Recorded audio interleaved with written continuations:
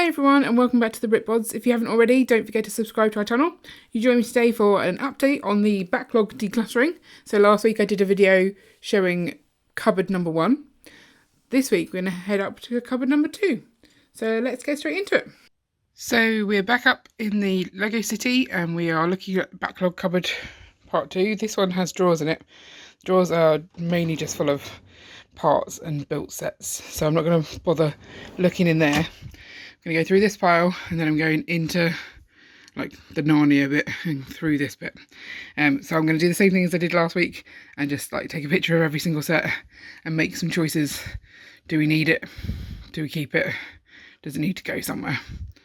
So let's get started. But before we get started on cupboard 2, let's have a quick look at shelf number 1 of cupboard 1 and see how many sets there were there. So this is the first shelf of cupboard number 1. Counting the sets here. I took a picture of every single set as I went so that I could catalogue them in Brickset and also so I could show you exactly what was in there. Let me know if you see anything amongst these that you think I should be getting rid of or that I should be building next. It would be really helpful to know what you are interested in, as well as helping me make some of those tougher decisions. And if you see the same set twice, that's intentional. I did catalogue all the duplicates as well. There were more than I was expecting. I clearly am not managing my backlog very well, but that's okay because we're taking steps to address that. And hopefully it will get better from here. So this shelf up here appears to be mainly minifigures. I've got 4 different boxes of minifigs that I've checked but never then sold on. I do have an Adidas box there, which I think has a medieval market set in. I'm going to pull that down and have a look and see. But I need to get pricing on these minifigs, work out how much to sell them for, because they are all duplicates. I've already got the series, so I don't need them. And I'm pretty sure there's another load of minifigs under the city somewhere. So maybe that could be a job in itself. There you go, 79103, complete figs and instructions supposedly. Let's take a look. Oh, look at the set.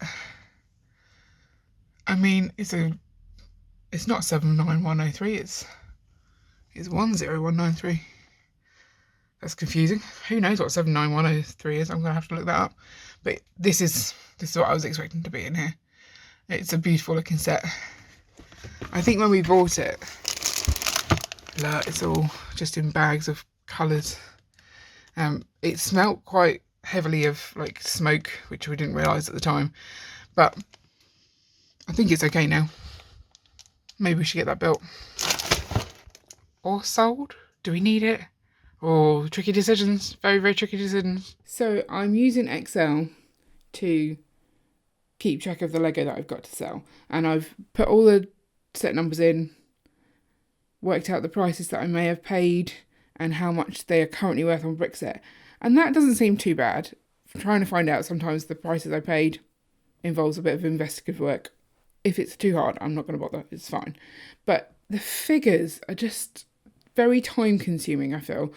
There's going to be a lot of them.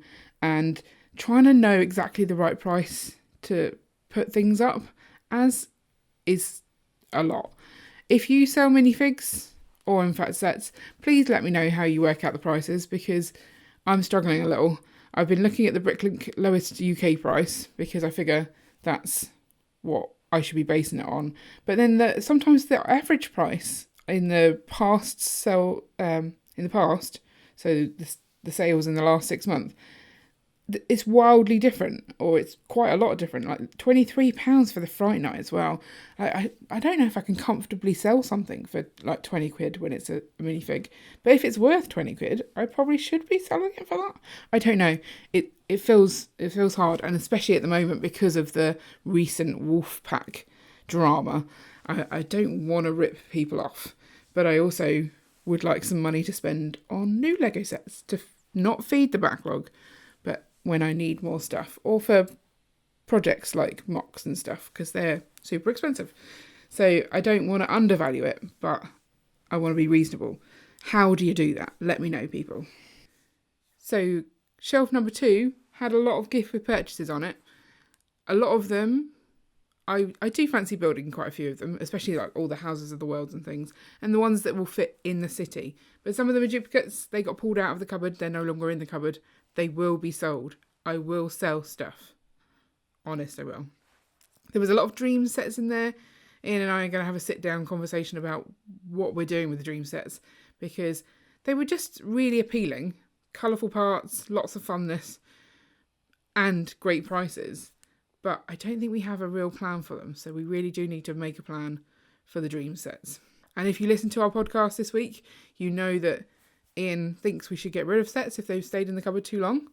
I would like to know what your opinion is on that. And also, please agree with me that that's a crazy idea. So I've catalogued all the sets on this shelf. I think most of those are to sell. I will work out minifigures at some other time on this shelf as well. Any ideas what you should do with these cards? I feel like there must be some use for them, but at the same time I have no idea what that use is. They're just cluttering up space here and here. So then the rest is all boxes. So I think this is sort of a Mindstorms box. I'm going to let Ian sort that out because I wouldn't even know where to start. So this one seems to have a big fig in it and some Lord of the Rings characters. No idea why. Seems a waste of a box really for just one big fig. This one looks like it's going to be a bricklink order. I think Ian was making something. Maybe was it a monorail he was making? So I'm going to have to talk to him about that one. I have this vast array of minifigure boxes. I should probably just chuck those, right? I don't know. Anyone got any use for those? There's the Quickie Mart. I don't know whether that's actually going to make it into our city, where that would go. There's the box that I need to go through that I mentioned earlier. The medieval market. I think that is more Quickie Mart in there. Yeah, that's the other half of the Quickie Mart. So that's those ones explained. What's in this one? I've moved these cards in the way. Let's get them out of the way. Whoop. Right, what is in here? Oh, this is the Sopwith Camel. I think Ian has grand plans of putting this above our city at some point. It's quite a large set though, so I'll double check with him. And the last one is a pirate ship. Can't remember which pirate ship, but it's a pirate ship nonetheless. Okay, so I need to pay attention to what the plans are for these, because getting them out instead of storing them in boxes is the plan. And then I can use the boxes for things like poly bags that I have no idea what to do with. So let's catalogue the poly bags. I just thought I'd show you a closer look at this guy. He is a really cool big fig. So I'm going to take him out and put him actually under the city where he belongs, in the little troll cave or whatever it is. And then maybe find places for all of these figures as well. But they don't need to take up this whole box. I'm going to put poly bags in this box so that they're easier to sort through. So I've been through everything in the cupboard. I've catalogued it. I'm going to go add it to Brickset now. I'm going to go print out some labels as well for these boxes so that I don't have to keep opening them to work out what's in them. And hopefully that will then remind me to get rid of some of the stuff. Move it on. I do also have this bag of minifigs. I'm going to take that downstairs with me because I'm pretty sure these are all duplicates. So if we're going to have a... Oh, I've got a king in there. If that's a duplicate, that would be a decent one to sell on. Yeah, I don't need to keep duplicate minifigs. So I need to get these shifted. And to do that, I need to price them up, make sure they're complete. So that's a downstairs job. I'm not going to come up to the Lego City to do it. So take it downstairs. If you were wondering why there was a random fizzes thing in there, it's literally because I've written on the back of it what the duplicates are. So this is the final shelf in our backlog #1 cupboard. So this will be the final tally. I will check in and see who got closest, and I will let you know, and we will add them next time someone is on stream for extra fun in the fun fair, which Ian will get working hopefully soon. Also, do let me know if you think this was too many sets. I have already had Ian's opinion, but it would be good to get a few more people to tell me so that it finally sinks in. So I printed out my stickers. I'm going to go upstairs and put them on now, having finished, I'd say, Backlog Cupboard 2. I have done less than I hoped this week, mainly because I've been really going hard on the sorting, because Aldi have more of these in stock. I think they're $8.99 a pop, 33 drawers, and they're not exactly the same as the ones we bought previously, but they're pretty much the same. They're slightly more flimsy, so they have, like, this bit here at the back is less rounded, less shored up, I don't know, but they're still decent enough quality that I'm happy with them, and they don't come out as easy. So if you just put a finger under here, they kind of get stuck. You have to kind of pinch it to pull, which is fine. But that's distracting me somewhat because I get excited about sorting for some reason. And if you are trying to sort out your Lego parts, head to Aldi because they won't last long. So there we have it. Things are labelled. I'm making sure I actually do the things I say I'm going to do in the video. So there you go. I've named this one Polybag 1 because I envisage having probably 2 polybag boxes. Just, I know that one's pretty much full now, look. And so that way, if I do need another one, I can call that polybag 2, and I know. I'm using Brickset at the moment to try and actually record the location of things to make that slightly easier. So having a unique name for where it is helpful. So I am going to leave it here. I think next week we'll either do some more pricing up of minifigures, which I don't really want to do, or we will need to start tackling the underneath of the city, because I mean, look, there's boxes everywhere. There's a lot of sets under there, not brand new sets, but ones that I need to consider whether it's worth keeping or not.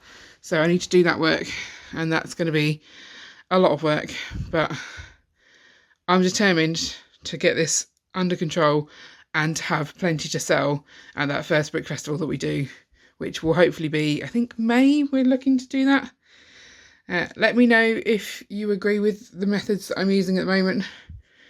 Also, I've asked a gazillion questions. I really appreciate your help. So please do leave a comment if you have expertise on pricing things and stuff.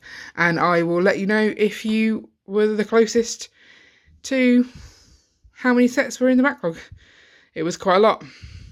Ian didn't get it right. In fact, nobody I asked in person got it right. If you want to see more of these kind of videos, I'll link up a behind the scenes playlist. Don't forget to like and subscribe so you never miss an update. See you later.